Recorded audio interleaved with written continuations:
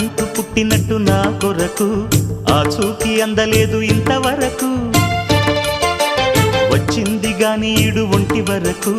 వేధించలేదు నన్ను జంట కొరకు చూశాక ఒక్కసారి ఇంత వెలుగు